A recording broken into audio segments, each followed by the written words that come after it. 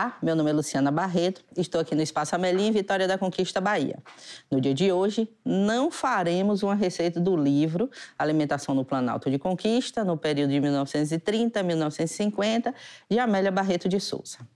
A receita de hoje será uma licença poética. Não está no livro, é certo, mas era uma receita que a Amelinha fazia principalmente nos invernos conquistenses. Falo que é uma receita quente e forte. Ou, no dito popular, levanta até defunto. Ingredientes principais, aipim e costela bovina. Por aí, vocês já tiram uma linha, como disse a Norma, ou uma ideia do que vem por aí. Qual a receita? Vaca atolada. E por que você escolheu essa receita? De onde vem? Como chegou ao Planalto? Qualquer informação a mais, vou deixar para os convidados responderem. Hoje, a Aide e Rui Barreto vão comandar esta cozinha. Eles conheceram essa receita na casa de Amelinha. E lá se fartaram dessa comida e das boas histórias junto à sua tia. E hoje, vamos aproveitar essa cozinha, este espaço, para aprender o prato e relembrar estes momentos. Rui foi um sobrinho presente na vida de Amelinha e não poderia deixar de vir aqui. Conhecido por ser um curioso e admirado por ter boas histórias, hoje eu estarei na plateia. Bom, vamos à receita. Estou aqui hoje para fazer uma homenagem à tia Amelinha, conhecida como Amélia Barreto de Souza. Ela é, na verdade, a nossa tia Amelinha, pessoa que sempre nos recebeu com muito calor, muita emoção e também, desde cedo, nos influenciando para o estudo, para a pesquisa, para a investigação.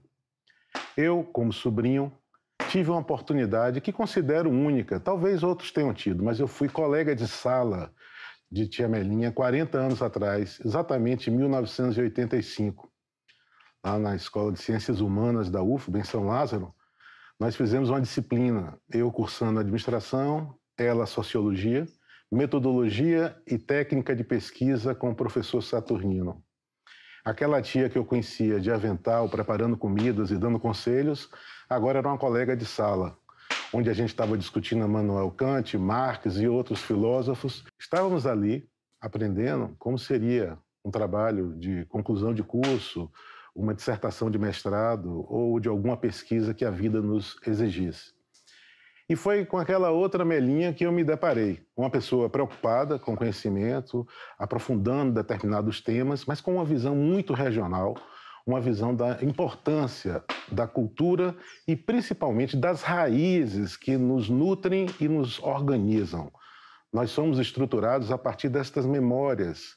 E ela me ajudou a entender que é possível também examinar esse passado com uma certa frieza e distanciamento para analisar os fatores. E foi assim que, quando ela entregou o livro dela para que eu conhecesse, eu me surpreendi com a abordagem bastante diversificada e ampla que ela fez. O ensinamento, ou o principal ensinamento que me traz a escolher a receita de hoje, é a influência do passante. No caso aqui, do Planalto da Conquista, a presença do tropeiro, aquele homem que transportava mercadorias, informações e determinadas substâncias de uma área para uma outra, de um lugar onde aquilo estava disponível para um lugar onde ela não existia. E este personagem, o tropeiro, ele também influenciava o meio por onde ele passava. Tia Amelinha, então, foi estudar esta alimentação no Planalto de Conquista e aquilo que o tropeiro retirou daqui e deixou aqui. A receita de hoje é a vaca atolada. Nós não vamos preparar um alimento, nós vamos fazer um experimento cultural, claro, com muito afeto, com muita proximidade, com muito calor, mas nós vamos fazer aqui uma experiência daqueles que nos antecederam e que tiveram que cozinhar ou preparar o alimento sob condições muito adversas. O alimento não era tão disponível como é hoje em qualquer supermercado. Os itens não eram tão variados como são hoje em qualquer quitanda na nossa esquina. Naquela época, conseguir um gênero era uma coisa rara. E muitas vezes a cozinha foi uma cozinha da escassez. E aí, tia Amelinha, eu tenho que deixar também uma mensagem para você. Logo depois da sua partida, eu recebi um desafio de ir para Angola. E por lá, entre idas e vindas, foram 15 anos. A roupa que eu visto hoje é um bubu É uma vestimenta dos homens angolanos, principalmente na região de Luanda, que tem vários significados. Mas o que eu trago aqui é esta influência que você me ensinou. Aquilo que o tropeiro leva e aquilo que, de certa forma, ele também retira. Então, se eu levei alguma coisa para lá, de lá também trouxe outras e não tive tempo de lhe mostrar. Então, aqui, de alguma maneira, hoje, estou lhe trazendo esse retorno. Valeu muito a pena estar com você e aprender tantas coisas com você. Obrigado. Bom, hoje, como eu falei, eu só vou aqui apresentar o casal e vou ficar na plateia. Vou fazer a chamada aqui dos meus convidados queridíssimos para fazer esse prato que a gente vai aqui esperar com muito carinho, que é o que a gente vinha conversando desde ontem sobre esse prato, que é um prato cheio de afeto e muita lembrança. Então, vou chamar aqui meus primos Rui e Aide para compor aqui a mesa para a gente fazer aí o início aí dessa receita maravilhosa. Aide, brigadíssimo pela presença. Rui Barreto, muito obrigado por estarem aqui. É uma honra. E aí? Obrigada, Nana. E vamos à receita de tia Melinha, né? Vamos começar, né? Gente, Espaço Amelinha vai estar entregue em excelentes mãos. Eu vou ficar aqui apaixonada aqui do outro lado, vendo esses dois trabalharem e a gente vai ficar conversando. Você é daqui de pertinho de Conquista, não é? Você é de que cidade? Eu sou de Nova Canaã, Bahia. Sobrinha de Elifaz. Isso. E de Noélia. Isso. Então, a gente terminou se encontrando, não foi nesses encontros de família, e foi dando certo essa alquimia, né? É verdade. Pois é. E aí hoje a gente vai fazer aqui um prato que tia Melinha nos apresentou, chamado vaca atolada, né? Que é a costela bovina com mandioca. Tem lá os seus segredos, mas não é um prato muito difícil. Mas, de qualquer maneira, tá aqui no Espaço Amelinha e tentar reproduzir um prato que ela fazia tão bem, não deixa de ser um desafio. O risco é para quem vai comer depois, né? Sim, mas eu tenho certeza que iremos desfrutar da boa culinária de tia Melinha, que ela deixou registrada aí na nossa memória, né? É. Então, vamos lá. Então, hoje, para a gente cozinhar, a gente vai ter 3 quilos de costela bovina, que está aqui, já devidamente na temperatura ambiente. Ela está cortada, mas não foi ainda completamente seccionada, e a gente vai mostrar aqui como é que faz isso. Temos aqui também o chamado aipim cacau, que é o que é recomendado. É um aipim que, quando ele cozinha, você vai colocar parte inteira e parte em pedacinhos. E isso vai desmanchar, engrossando o caldo, aumentando a emulsão, onde essa costela com o aipim vai se transformar numa peça só. Os temperos são os temperos que se encontrava na época, principalmente a cebola roxa, o pimentão e às vezes o tomate, né, porque era uma cozinha da escassez, não havia sempre a oferta disso.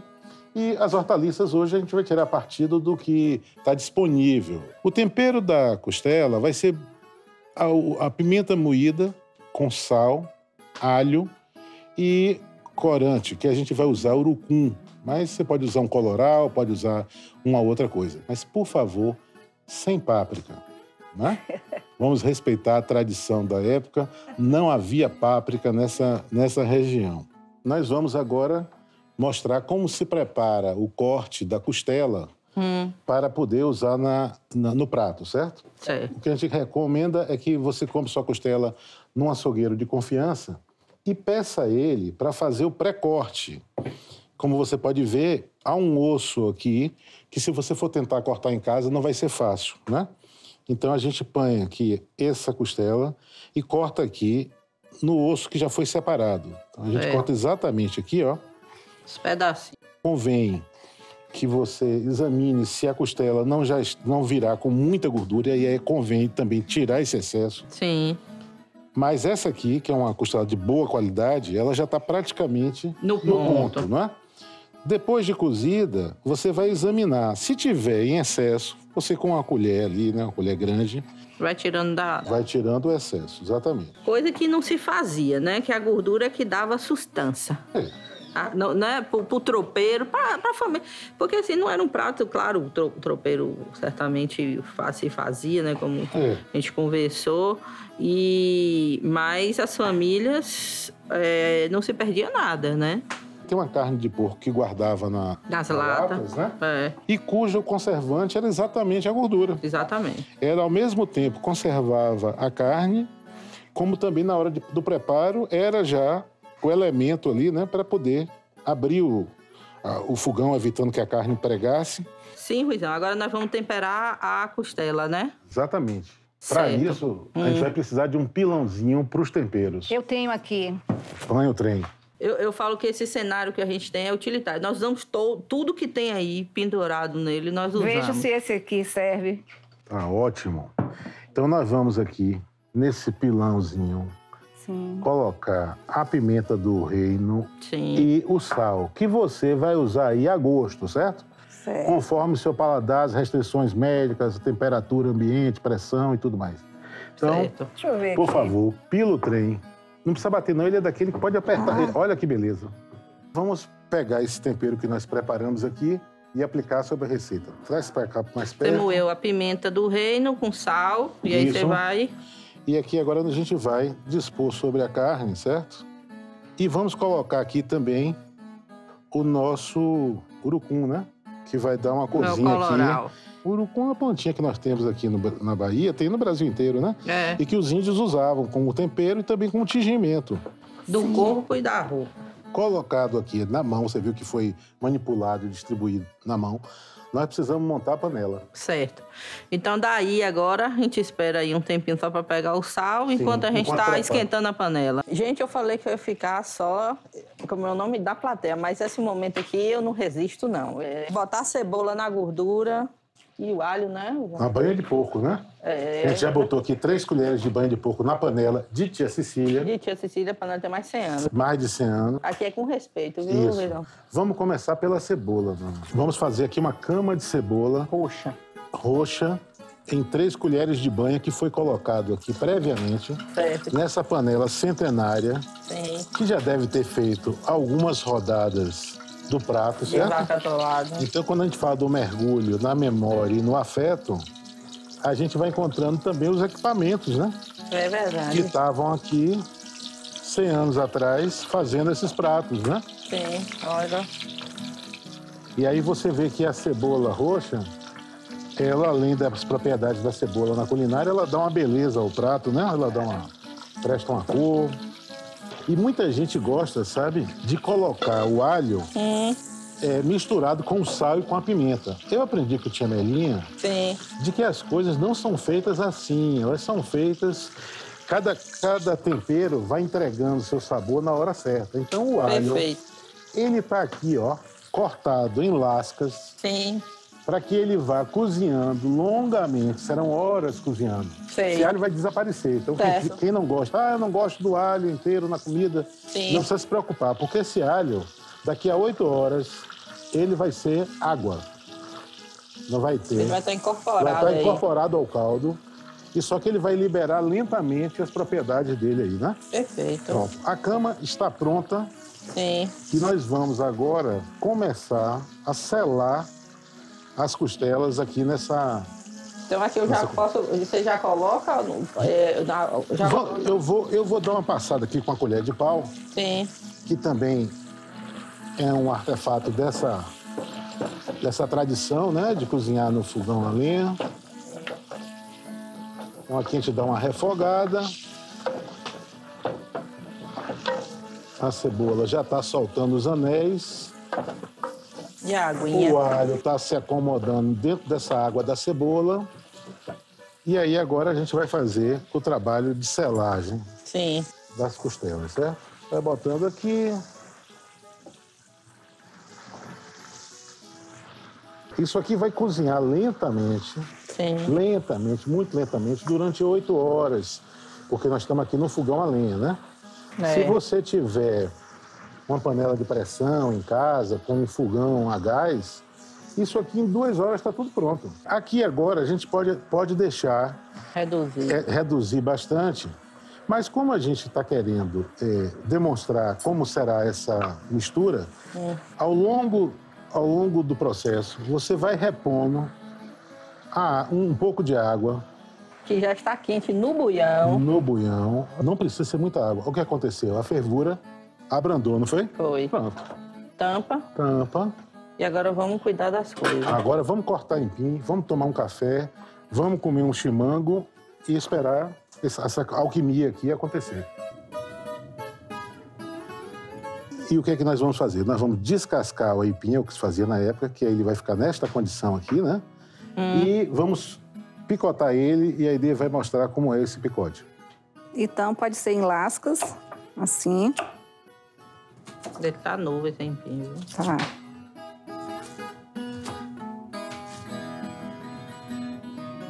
Bem, gente, depois de tanto tempo cozinhando a carne, que já está no ponto, o tempero está checado, está tudo muito bem, chegou a hora da gente botar o aipim para terminar a fase final da produção. Então vamos destampar aqui, vocês vão ver. Reduziu bastante, né? Reduziu bastante, tá vendo? Sim. Então a gente tem ainda aqui a carne, que está já bastante cozida, praticamente a costela já largou o osso.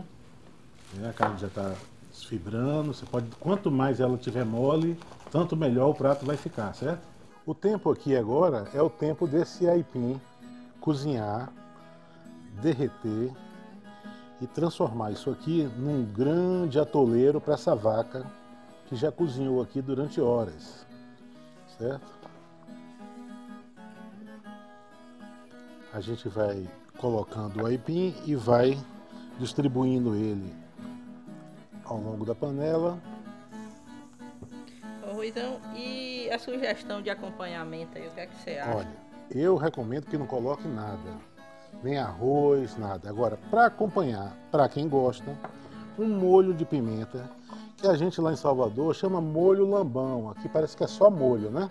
É um molho de pimenta com os temperos. Pronto, feito isso, nós vamos tampar a nossa panela, ó, e vamos esperar agora o cozimento desse aipim. Gente, provando aqui a vaca atolada, passamos aqui desde cedo aqui no Espaço Amelinha, com a turma aqui, Rui e Aide, a equipe de filmagem, todo mundo esperando aqui o prato acabar para começar a experimentar. Eu vou fazer logo a minha parte, que eu falei que eu ia ficar só na parte da prova. Espero que você goste.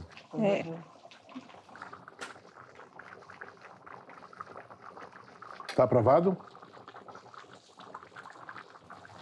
Não precisa de mais nada, né? Era assim mesmo que tia Melinha fazia? Rapaz. Aí é muita responsabilidade. Aproximado, né? Sim. Façam a vaca atolada, viu?